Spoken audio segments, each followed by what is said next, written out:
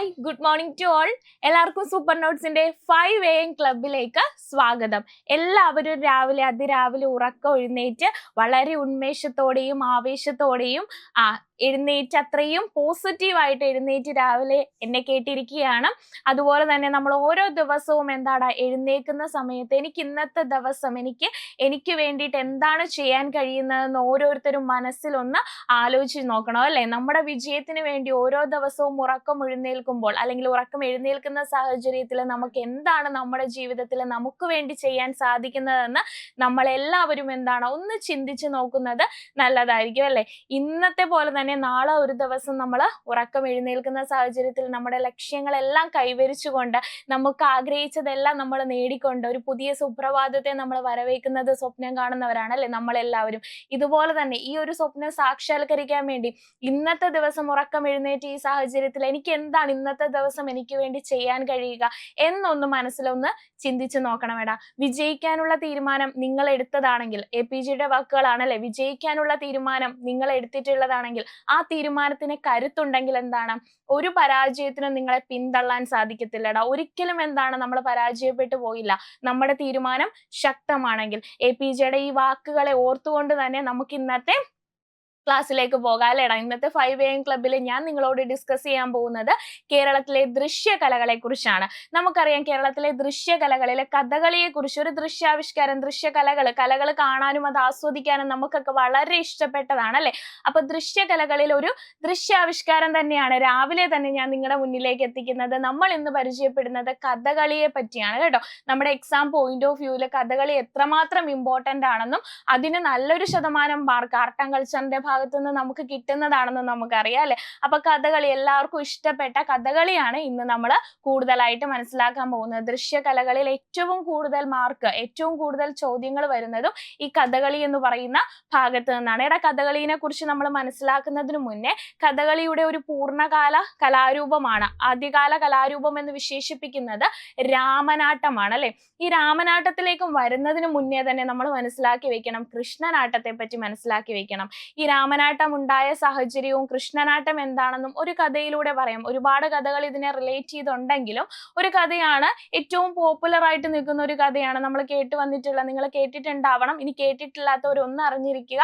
കഥ വാസ്തവം എത്രത്തോളം ഉണ്ടെന്നറിയില്ല, ഒരു കഥയാണ്. രാമനാട്ടം വരാനുണ്ടായ സാഹചര്യവും രാമനാട്ടമാണ് നമ്മൾ ഇന്ന് കാണുന്ന കഥകളി എന്ന് പറയുന്ന ഒരു രൂപത്തിലേക്ക് മാറ്റപ്പെട്ടതും. പണ്ട് കൃഷ്ണനാട്ടം എന്ന് പറയുന്ന ഒരു കലാരൂപം നമ്മുടെ മാനവേന്ദൻ, കോഴിക്കോട് സാമൂതിരിയുടെ മാനവേന്ദൻ തമ്പുരാന്റെ സദസ്സിൽ അവതരിപ്പിച്ചിരുന്ന ഒരു കലാരൂപമാണ് കൃഷ്ണനാട്ടം എന്ന് പറയുന്നത്. ഈ കൃഷ്ണനാട്ടം കാണാൻ നമ്മുടെ കൊട്ടാരക്കര തമ്പുരാന് കലശലായിട്ടുള്ള ആഗ്രഹം ഉണ്ടാകുകയാണ്.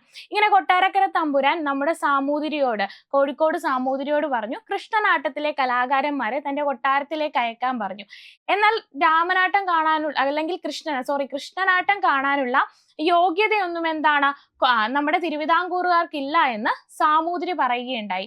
ഇത്തരത്തില് അതിലൊരു റിവഞ്ച് ആയിട്ട് അങ്ങനെ എടുക്കാം അല്ലെ. നമുക്ക് അതിന്റെ ഒരു റിവഞ്ച് ആയിട്ട് നമ്മുടെ കൊട്ടാരക്കര തമ്പുരാൻ അവതരിപ്പിച്ചിട്ടുള്ള കലാരൂപമാണ് രാമനാട്ടം എന്ന് പറയുന്നത്. ഒരിക്കലും കൃഷ്ണനാട്ടത്തിന്റെ ഒരു പകർപ്പോ കോപ്പിയടിയോ ഒന്നും അല്ല രാമനാട്ടം എന്ന് പറയുന്നത്. എന്നിരുന്നാലും കൃഷ്ണനാട്ടത്തിന്റെ സമാനമായ ഒരു കലാരൂപം കൊട്ടാരക്കര തമ്പുരാൻ വികസിപ്പിച്ചതാണ് എന്തെന്ന് പറയുന്നത് നമ്മുടെ രാമനാട്ടം എന്ന് പറയുന്നത്. ഈ രാമനാട്ടം പിന്നെ കുറെ പരിഷ്കരണങ്ങളൊക്കെ അതിൻ്റെ അകത്ത് വന്ന് കോട്ടയത്ത് തമ്പുരാനാണ് ഈ രാമനാട്ടത്തിൽ ഒരുപാട് പരിഷ്കരണങ്ങളൊക്കെ കൊണ്ടുവന്ന് ഇന്ന് കാണുന്ന കഥകളിയുടെ രൂപത്തിലേക്ക് മാറ്റുന്നത്, നമ്മുടെ രാമനാട്ടത്തെ മാറ്റി ഇന്ന് കാണുന്ന കഥകളിയുടെ രൂപത്തിലേക്കാക്കുന്നത്. ഇതാണ് കഥകളിയുടെ ഒരു ഹിസ്റ്ററി അല്ലെങ്കിൽ ഒരു കഥ പരിശോധിച്ചു കഴിഞ്ഞാൽ, നമ്മുടെ പഴയകാല ഒരു ഹിസ്റ്ററി പരിശോധിച്ചു കഴിഞ്ഞാൽ നമുക്ക് അറിയാൻ സാധിക്കുന്നത്. അപ്പോൾ രാമനാട്ടം കഥകളിയുടെ പൂർണ്ണകാല രൂപം ഏതാണെന്ന് ചോദിച്ചാൽ ഒരിക്കലും കൃഷ്ണനാട്ടം പറയരുത്, മറ്റെന്താണ്, രാമനാട്ടമാണെന്ന് ഓർത്തു വെക്കുക. ഇനി നമുക്ക് കഥകളിയിലേക്ക് പോകാം അല്ലെ. ഇനി നമുക്ക് കഥകളിയിലേക്ക് കടക്കാം. കേരളീയ ദൃശ്യകലകളിലെ കഥകളിയെ പറ്റിയാണ് നമ്മൾ ഡിസ്കസ് ചെയ്യുന്നത്. കഥകളിയുടെ ഒരു ഹിസ്റ്ററി, കഥകളി എങ്ങനെയാണ് വന്നത്, ഉരുത്തിരിഞ്ഞു വന്നത്, കഥകളി ഏത് സാഹചര്യത്തിലാണ് വന്നത്. കൃഷ്ണനാട്ടത്തിന് സമമായിട്ട് രാമനാട്ടം എന്ന് പറയുന്ന ഒരു കലാരൂപം നമ്മുടെ കൊട്ടാരക്കര തമ്പുരാൻ അവതരിപ്പിച്ചു. പിന്നീട് അതിൽ നിന്ന് പരിഷ്കരണങ്ങളോടെയാണ് കഥകളി എന്ന് പറയുന്ന ഇന്ന് നമ്മൾ കാണുന്ന കഥകളി എന്ന് പറയുന്ന രൂപത്തിലേക്ക് ഇത് മാറ്റപ്പെട്ടത്. അപ്പൊ കഥകളി വന്നൊരു സാഹചര്യം നമുക്ക് മനസ്സിലായി. ഇനി എക്സാം പോയിന്റ് ഓഫ് വ്യൂവിൽ കഥകളിയുമായിട്ട് ഇമ്പോർട്ടന്റ് ആയിട്ട് നമുക്ക് എന്തൊക്കെ കാര്യങ്ങളാണ് പഠിക്കാനുള്ളത്, കഥകളി റിലേറ്റ് ചെയ്തുകൊണ്ട് നമുക്ക് എന്തൊക്കെ കാര്യങ്ങൾ പഠിക്കാനുണ്ടെന്ന് നമുക്ക് നോക്കാം. കഥകളിയുടെ വിശേഷണങ്ങൾ വളരെ ഇമ്പോർട്ടന്റ് ആണ് കേട്ടോ. കഥകളിയെ എങ്ങനെയൊക്കെയാണ് വിശേഷിപ്പിക്കുന്നത് എന്ന് വളരെ ഇമ്പോർട്ടന്റ് ആയിട്ടുള്ളതാണ്. നോക്കിക്കേടാ, കലകളുടെ രാജാവ് അല്ലെങ്കിൽ രാജാക്കന്മാരുടെ കല അല്ലെ, കലകളുടെ രാജാവ് എന്ന് വിശേഷിപ്പിക്കുന്നത് എന്താണ്? കഥകളിയാണ് കലകളുടെ രാജാവ് എന്ന് വിശേഷിപ്പിക്കുന്നത്. അതുപോലെ തന്നെ രാജാക്കന്മാരുടെ കല അല്ലെ, കലകളുടെ രാജാവ്, രാജാക്കന്മാരുടെ കല, ഉദാത്ത നാട്യരൂപം, നൃത്തനാട്യം, സമഗ്ര നൃത്തം എന്നൊക്കെ വിശേഷണങ്ങൾ ഉള്ളത് നമ്മുടെ കഥകളിക്കാണ്. ഇത്തരത്തിലുള്ള വിശേഷണങ്ങൾ ഉള്ളത്. കലകളുടെ രാജാവ്, രാജാക്കന്മാരുടെ കല, ഉദാത്യ നാട്യരൂപം, നൃത്തനാട്യം, സമഗ്ര നൃത്തം എന്നൊക്കെ ഒരു വിശേഷണങ്ങൾ ഉള്ളത് എന്തിനാണ്? നമ്മുടെ കഥകളിക്കാണെന്ന് ഓർത്തു വെക്കുക. ചരിത്രം നോക്കിക്കഴിഞ്ഞാൽ എന്താണ്, നമ്മൾ കുറച്ചു മുന്നേ ആദ്യം തന്നെ നമ്മൾ കഥകളിയുടെ ചരിത്രം പറഞ്ഞുകൊണ്ടാണ് അല്ലെ തുടങ്ങിയത്. രാമനാട്ടമാണ് ആദ്യകാല രൂപം എന്ന് പറയുന്നത്. രാമനാട്ടമാണ് ആരുടെയാണ്? കൊട്ടാരക്കര തമ്പുരാന്റെ ആണ് അല്ലെ രാമനാട്ടം എന്ന് പറയുന്നത്. പിന്നീട് ഈ രാമനാട്ടത്തെ പരിഷ്കരിച്ചാണ് നമ്മൾ ഇന്നു കാണുന്ന കഥകളിയുടെ രൂപത്തിലേക്ക് മാറ്റിയിട്ടുള്ളത്. അങ്ങനെ മാറ്റിയത് ആരാണ്? കോട്ടയത്ത് തമ്പുരാനാണ് അല്ലെ. അപ്പൊ കഥകളിയുടെ ഉപജ്ഞാതാവായിട്ട് നമ്മൾ പറയുന്നത് കോട്ടയത്ത് തമ്പുരാനെയാണ്. ഇനി ആദ്യകാല രൂപമായ രാമനാട്ടം കൊണ്ടുവന്നത് ആരാണ്? അത് കൊട്ടാരക്കര തമ്പുരാനാണ്. കൊട്ടാരക്കര തമ്പുരാൻ കൊണ്ടുവന്ന രാമനാട്ടം കുറച്ചുകൂടി പരിഷ്കരണങ്ങൾ കൊണ്ടുവന്ന് ഇന്ന് കാണുന്ന കഥകളിയുടെ രൂപത്തിലേക്ക് മാറ്റിയത് കോട്ടയത്ത് തമ്പുരാനുമാണ്. ഇനി കഥകളിയുടെ സാഹിത്യ രൂപം അല്ലെങ്കിൽ എഴുത്തു രൂപം എന്നറിയപ്പെടുന്നത് എന്താണ്? അത് ആട്ടക്കഥയാണ് കേട്ടോ. നമ്മുടെ കഥകളിയുടെ സാഹിത്യ രൂപം, എഴുത്തു രൂപം എന്ന് പറയുന്നത് ആട്ടക്കഥയാണെന്ന് ഓർത്തു വെച്ചേക്കുക. ഇനി നമുക്ക് കുറച്ച് ആട്ടക്കഥകളെ കുറിച്ച് പരിചയപ്പെടാം അല്ലെ. ഇതും എക്സാം പോയിന്റ് ഓഫ് വ്യൂവിൽ ഇമ്പോർട്ടന്റ് ആയിട്ടുള്ളതാണ്. കോട്ടയത്ത് തമ്പുരാന്റെ ആട്ടക്കഥകളെയാണ് നമ്മൾ പരിചയപ്പെടുന്നത്. ഭാഗവതം, കോട്ടയത്ത് തമ്പുരാന്റെ ആട്ടക്കഥകളിൽ ഭാഗവതം, കിർമീരവധം, കല്യാണ സൗഗന്ധികം, നിർവാത കവച കാലകേയവധം ഇതൊക്കെ ആരുടെയാണ്? കോട്ടയത്ത് തമ്പുരാന്റെ ആട്ടക്കഥകളാണെന്ന് ഓർത്തു വെച്ചേക്കാം. ഭാഗവതം, കിർമീരവധം, അതുപോലെ തന്നെ കല്യാണ സൗഗന്ധികം, നിർവാത കവച കാലകേയവധം എന്നിവ ആരുടെ ആട്ടക്കഥകളാണ്? നമ്മുടെ കോട്ടയത്ത് തമ്പുരാന്റെ ആട്ടക്കഥയാണ്. ഇനി അടുത്ത നോക്കിക്ക്, ഇരയിമ്പൻ തമ്പിയുടെ ആട്ടക്കഥ ഏതാണ്? ഇരയിമ്പൻ തമ്പിനെ നമുക്ക് അറിയാവുന്ന വ്യക്തിയാണ് അല്ലെ. ആരാണ് ഇരയിമ്പൻ തമ്പി എന്ന് പറയുന്നത്? ഓമന തിങ്കൾ കിടാവ് രചിച്ചിട്ടുള്ളതാണ് അല്ലെ. നമുക്ക് എല്ലാവർക്കും സുപരിചിതമായ ഒരു താരാട്ടുപാട്ടാണ് ഓമന തിങ്കൾ കിടാവ് എന്നത്. ഈ പാട്ട് രചിച്ചിട്ടുള്ളത് ആരാണ്? ഈ ഒരു താരാട്ടുപാട്ടിന്റെ രചയിതാവാണ് ഇരയിമ്മൻ തമ്പി എന്ന് പറയുന്നത് അല്ലെ. ഇരയിമ്മൻ തമ്പിയുടെ ആട്ടക്കഥയാണ്. ഇപ്പൊ ഇരയിമ്മൻ തമ്പിനെ പിടിയിട്ടില്ലേ, മറന്നു പോകത്തില്ലല്ലോ. അപ്പൊ ഇരയിമ്മൻ തമ്പിയുടെ ആട്ടക്കഥയാണ് ഏതെന്ന് പറയുന്നത്? ഉത്തരാ സ്വയംവരം എന്ന് പറയുന്നത്. ഇരയിമ്പൻ തമ്പിയുടെ ആട്ടക്കഥയാണ് ഉത്തരാ സ്വയംവരം, കീചകവധം, ദക്ഷയാഗം എന്നിവ ഇരയിമ്മൻ തമ്പിയുടെ ആട്ടക്കഥയാണെന്ന് ഓർത്തു വെച്ചേക്കാം. അതുപോലെ തന്നെ ഉണ്ണായി വാര്യരുടെ ആട്ടക്കഥയാണ് നളചരിതം ആട്ടക്കഥ അല്ലെ. നമുക്കൊക്കെ സുപരിചിതമായിട്ടുള്ളതാണ് നളചരിതം ആട്ടക്കഥ എന്ന് പറയുന്നത്. ഉണ്ണായി വാര്യരുടെ ആട്ടക്കഥയാണ് നളചരിതം ആട്ടക്കഥ എന്ന് പറയുന്നത്. ഇനി കഥകളി സമ്പ്രദായങ്ങൾ, കഥകളിയുമായിട്ട് ബന്ധപ്പെട്ട് ഇനി നമ്മുടെ എക്സാം പോയിന്റ് ഓഫ് വ്യൂവിൽ ഇമ്പോർട്ടന്റ് ആയിട്ടുള്ളതാണ് കഥകളി സമ്പ്രദായങ്ങൾ. ഇമ്പോർട്ടന്റ് ആണ്. കല്ലുവഴി സമ്പ്രദായം, കപ്ലിങ്ങാടൻ സമ്പ്രദായം, വെട്ടത്ത് സമ്പ്രദായം. ഏതൊക്കെയാണ് കഥകളി സമ്പ്രദായങ്ങൾ എന്ന് പറയുന്നത്? കല്ലുവഴി സമ്പ്രദായം, കപ്ലിങ്ങാടൻ സമ്പ്രദായം, അതുപോലെ തന്നെ വെട്ടത്ത് സമ്പ്രദായം എന്നിവ കഥകളിയുമായി ബന്ധപ്പെട്ട കഥകളി സമ്പ്രദായങ്ങളാണെന്ന് ഓർത്തു വെച്ചേക്കാം. അപ്പൊ കഥകളിയുമായിട്ടുള്ള കഥകളിയുമായി ബന്ധപ്പെട്ട വിശേഷണങ്ങൾ ഇമ്പോർട്ടന്റ് ആണ്. കഥകളിയുമായി ബന്ധപ്പെട്ട സമ്പ്രദായങ്ങളും നമ്മുടെ എക്സാം പോയിന്റ് ഓഫ് വ്യൂവിൽ ഇമ്പോർട്ടന്റ് ആയിട്ടുള്ളതാണ്. അപ്പൊ അതും നമ്മൾ പഠിച്ചു. ഇനി നമുക്ക് പഠിക്കാനുള്ളത് കഥകളി മുദ്രകളാണ്. കഥകളിയിൽ എങ്ങനെയാണ്? ഏകാംഗ അഭിനയ രീതിയാണ് അല്ലെ. വാചിക അഭിനയമില്ല. സംസാരങ്ങളിലൂടെയല്ല, മുദ്രകളിലൂടെയും ആംഗ്യങ്ങളിലൂടെയൊക്കെ എന്താണ് കഥ രംഗത്ത് നിന്ന് കലാകാരൻ ഓഡിയൻസിന്റെ മുന്നിൽ എന്താണ് അഭിനയിച്ചു കാണിക്കുകയാണ്. കാണികളുടെ മുന്നിൽ കഥ അഭിനയിച്ചു കാണിക്കുകയാണ് ചെയ്യുന്നത്. അത് മുദ്രകളിലൂടെയും ഭാവാഭിനയത്തിലൂടെയും ഒക്കെ കലാകാരൻ കഥ അഭിനയിച്ചു കാണിക്കുകയാണ് ചെയ്യുന്നത്. ഇതിൻ്റെ അകത്ത് വാചികാഭിനയമില്ല അല്ലെ. അപ്പൊ കഥകളി മുദ്രകൾ 24 മുദ്രകളാണുള്ളത്. ഈ 24 മുദ്രകൾക്ക് അടിസ്ഥാനം എന്താണ്? ഹസ്തലക്ഷണ ദീപികയാണ് കേട്ടോ. ഹസ്തലക്ഷണ ദീപികയാണ് ഈ കഥകളി മുദ്രകൾക്ക് അടിസ്ഥാനമായിട്ടുള്ളത്. 24 മുദ്രകളാണ് ഈ മുദ്രകൾക്ക് അടിസ്ഥാനം എന്താണ്? ഹസ്തലക്ഷണ ദീപികയാണ്. കടത്തനാട് ഉദയവർമ്മ തമ്പുരാന്റെയാണ് ഹസ്തലക്ഷണ ദീപിക എന്ന് പറയുന്നത്. ഹസ്തലക്ഷണ ദീപിക ആരുടെയാണ്? കടത്തനാട് ഉദയവർമ്മ തമ്പുരാന്റെയാണ്. വാചിക അഭിനയം കഥകളിയിൽ ഇല്ല എന്ന് നമ്മൾ പറഞ്ഞു. ഇനി നമ്മൾ വാദ്യങ്ങളെ പരിചയപ്പെടാം. വാദ്യങ്ങൾ ഏതൊക്കെയാണ്? കഥകളിയിലെ വാദ്യങ്ങൾ ഇമ്പോർട്ടന്റ് ആണ്, പ്രീവിയസ് ഇയറിൽ ചോദിച്ചിട്ടുണ്ട് കേട്ടോ ക്വസ്റ്റ്യനിൽ. കഥകളിയിലെ വാദ്യങ്ങൾ ചെണ്ട, ചേങ്ങില, ഇടയ്ക്ക, ഇലത്താളം. ഇങ്ങനെ ഓർത്ത് വയ്ക്കുക അല്ലെ, ചെണ്ട, ചേങ്ങില, ഇലക്ക, ഇടത്താളം അല്ലെ. ചെണ്ട, ചേങ്ങില, ഇടയ്ക്ക, ഇലത്താളം. ഒരെണ്ണം കൂടിയുണ്ട്, മദ്ദളം കേട്ടോ. ചെണ്ട, ചേങ്ങില, ഇടയ്ക്ക, ഇലത്താളം. ചെണ്ട, ചേങ്ങില, ഇടയ്ക്ക, ഇലത്താളം, മദ്ദളം എന്നിവയാണ് കഥകളിയിലെ വാദ്യങ്ങൾ എന്ന് അറിയപ്പെടുന്നത്. ഓക്കെ അല്ലേടാ? കഥകളി വാദ്യങ്ങളെയും നമ്മൾ പഠിച്ചു. ഇനി കഥകളിയിലെ ചടങ്ങുകളാണ്. അഷ്ടാംഗങ്ങൾ എന്നാണ് പറയുന്നത്. എത്ര എണ്ണം ഉണ്ട്? 8 കഥകളി ചടങ്ങുകളുണ്ട്. ഇവയെ അഷ്ടാംഗങ്ങൾ എന്നാണ് നമ്മൾ അറിയപ്പെടുന്നത്. കഥകളി ചടങ്ങുകളെ അറിയപ്പെടുന്നത് എന്താണ്? അഷ്ടാംഗങ്ങൾ. 8 ചടങ്ങുകളുണ്ട്. ഈ 8 ചടങ്ങുകളെ അറിയപ്പെടുന്നത് അഷ്ടാംഗങ്ങൾ എന്നാണ് അറിയപ്പെടുന്നത്. ഓരോ ചടങ്ങും നോക്കാം. ആദ്യത്തേതാണ് കേളികൊട്ടെന്ന് പറയുന്നത്. കഥകളി ഉണ്ടെന്ന് കൊട്ടി അറിയിക്കുകയാണ് കേളികൊട്ടെന്ന് പറയുന്നത്. നമ്മൾ കഥകളി, ഇന്നിവിടെ കഥകളി നടക്കുന്നുണ്ട് എന്ന് എല്ലാരെയും അറിയിക്കണമല്ലോ. ഇതാണ് കേളികൊട്ട് എന്ന് പറയുന്നത്. വാദ്യപ്രകടനമാണ് കേളികൊട്ട് എന്ന് പറയുന്നത്. രണ്ടാമത്തെ ചടങ്ങ് എന്ന് പറയുന്നത് അരങ്ങുകേളിയാണ്. അരങ്ങുകേളി അല്ലെങ്കിൽ ഗണപതിക്കൊട്ട് എന്ന് നമ്മൾ പറയും. അരങ്ങുകേളിയാണ്. ഈ അരങ്ങുകേളിയിൽ നമ്മൾ ചെണ്ട ഉപയോഗിക്കില്ല. ചെണ്ട സാധാരണ അസുരവാദ്യങ്ങളുടെ ഗണത്തിൽ വരുന്നതാണ്. അതുകൊണ്ട് അരങ്ങുകേളിയിലെ, കഥകളിയിലെ ആദ്യത്തെ കൊട്ടായിട്ടുള്ള അരങ്ങുകേളിയിൽ അല്ലെങ്കിൽ ഗണപതിക്കൊട്ടിൽ നമ്മൾ എന്ത് ഉപയോഗിക്കത്തില്ല? ചെണ്ട ഉപയോഗിക്കത്തില്ല. കാരണം എന്താണ്? അത് അസുരവാദ്യമാണ്. കഥകളിയിലെ വാദ്യങ്ങൾ പറയുമ്പോൾ നമ്മൾ ചെണ്ട ഉൾപ്പെടെ എല്ലാ വാദ്യങ്ങളും പറയുന്നുണ്ടെങ്കിലും ഗണപതിക്കൊട്ടിൽ എന്താണ്? നമ്മൾ ചെണ്ട ഉപയോഗിക്കത്തില്ല. കാരണം അതൊരു അസുരവാദ്യമായതുകൊണ്ട് നമ്മൾ ചെണ്ട ഉപയോഗിക്കില്ല. അടുത്ത ചടങ്ങാണ് തോടയം എന്ന് പറയുന്നത്. തോടയമുണ്ട്. അടുത്തത് വന്ദന ശ്ലോകം, പിന്നെ പുറപ്പാടാണ്. അത് കഴിഞ്ഞ് മേളപ്പദം. മേളപ്പദം അങ്ങ് കൊട്ടി അങ്ങ് മൂർധന്യാവസ്ഥയിൽ നിൽക്കുമ്പോൾ, ചെണ്ടകൊട്ടൊക്കെ നമ്മുടെ മേളപ്പദം കൊട്ടി അങ്ങ് മൂർധന്യാവസ്ഥയിൽ നിൽക്കുമ്പോഴെന്താണ്? കഥ അഭിനയം. കഥ അഭിനയിച്ചു തുടങ്ങും അല്ലെ, കലാകാരൻ കഥ അഭിനയിച്ചു തുടങ്ങും. അവസാനത്തെ ചടങ്ങാണ് ധനാശി എന്ന് പറയുന്നത്. ധനാശി പാടുക എന്നതിന്റെ അർത്ഥം പോലും മലയാളത്തില് നമ്മുടെ PSC എക്സാമുകളിൽ മലയാളത്തിന്റെ ഭാഗത്ത് ചോദിച്ചിട്ടുള്ളതാണ്. ധനാശി ഒറ്റപ്പദത്തിലോ പദങ്ങളുടെ അർത്ഥം എന്ന് പറയുന്ന ഭാഗത്ത് ധനാശി പാടുക എന്നതുകൊണ്ട് അർത്ഥമാക്കുന്നത് എന്താണെന്ന് ചോദിച്ചിട്ടുണ്ട്. അവസാനിപ്പിക്കുക എന്നതാണ് കേട്ടോ അർത്ഥം. മലയാളത്തിലും ഇതിനെ റിലേറ്റഡ് ആയിട്ട് ക്വസ്റ്റ്യൻ വന്നിട്ടുണ്ട്. ധനാശി പാടുക, കഥകളിയിലെ അവസാനത്തെ ചടങ്ങാണ് ധനാശി പാടുക എന്ന് പറയുന്നത്. എന്താണ് അതിന്റെ അർത്ഥം എന്ന് പറയുന്നത്? അവസാനിപ്പിക്കുക എന്നതാണ് അല്ലെ. അവസാനിപ്പിക്കുക എന്നതാണ് അവസാന ചടങ്ങാണ്. അതുകൊണ്ട് അവസാനിപ്പിക്കുക എന്നതാണ് ധനാശി പാടുക എന്നതിന് അർത്ഥമായിട്ട് വരുന്നത്.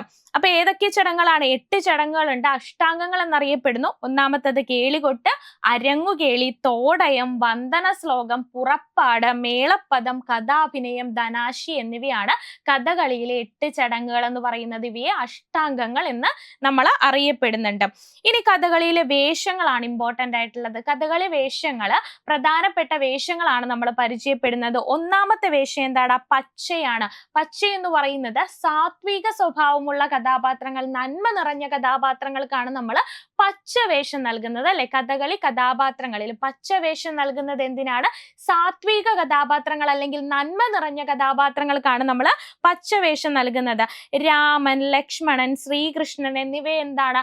സാത്വിക സ്വഭാവമുള്ള നന്മ നിറഞ്ഞ കഥാപാത്രങ്ങളാണെന്ന് ഓർത്തു വെക്കുക. ഇനി കത്തി ഉണ്ട് അല്ലെ. കത്തി എന്തിനാണ് നൽകുന്നത്?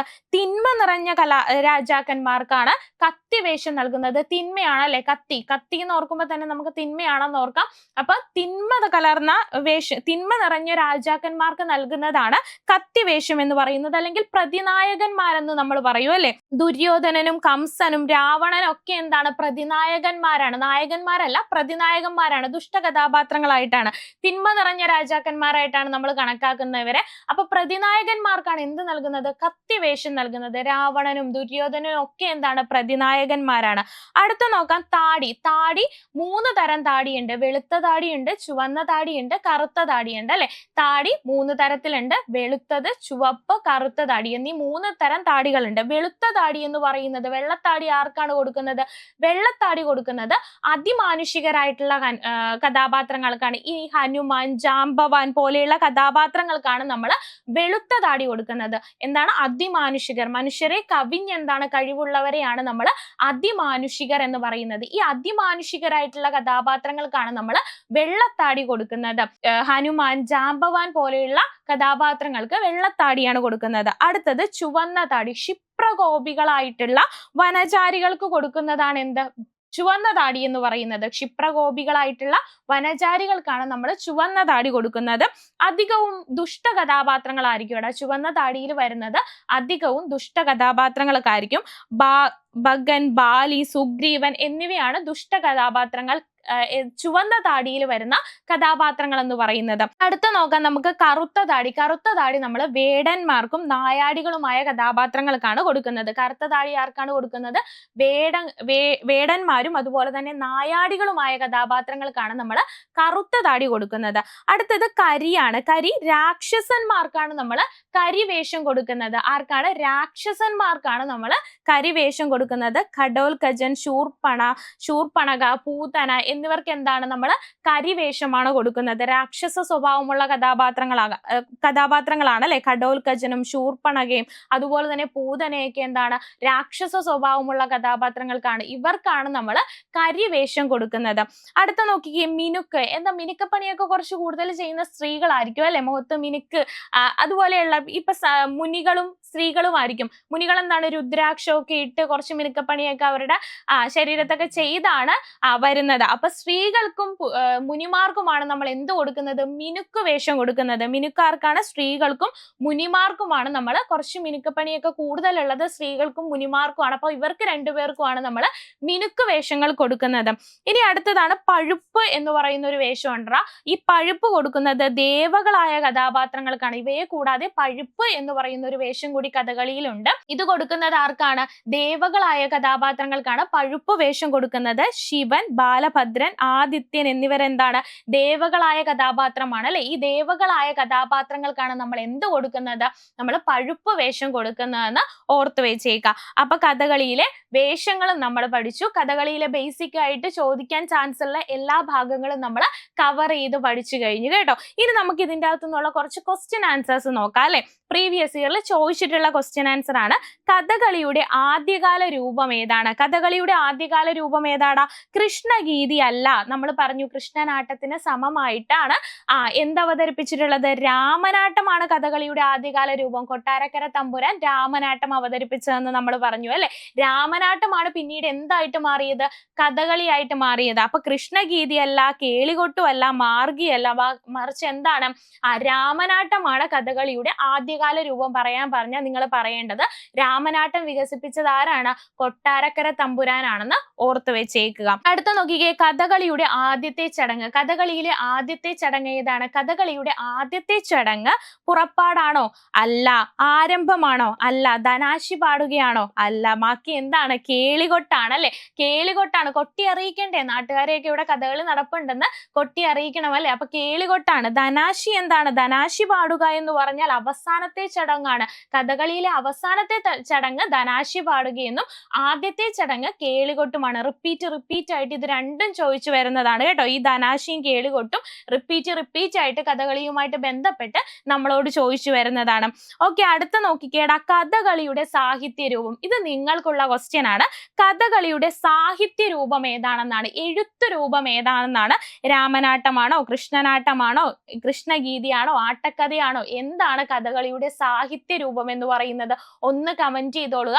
ഇത് നിങ്ങൾക്കുള്ള ക്വസ്റ്റ്യൻ ആണ്. അപ്പൊ നമ്മൾ പറഞ്ഞു കഥകളിയുടെ എഴുത്ത് രൂപം എന്താണെന്നാണ് ചോദിച്ചിരിക്കുന്നത്. അപ്പൊ വളരെ കൃത്യമായിട്ട് രാവിലെ തന്നെ ഉഷാറോടെ എഴുന്നേറ്റ് വന്ന നിങ്ങൾ ഒരു വലിയ ദൃശ്യാവിഷ്കാരം, കഥകളി എന്ന് പറയുന്ന വലിയൊരു ദൃശ്യാവിഷ്കാരമാണ് കണ്ടത്.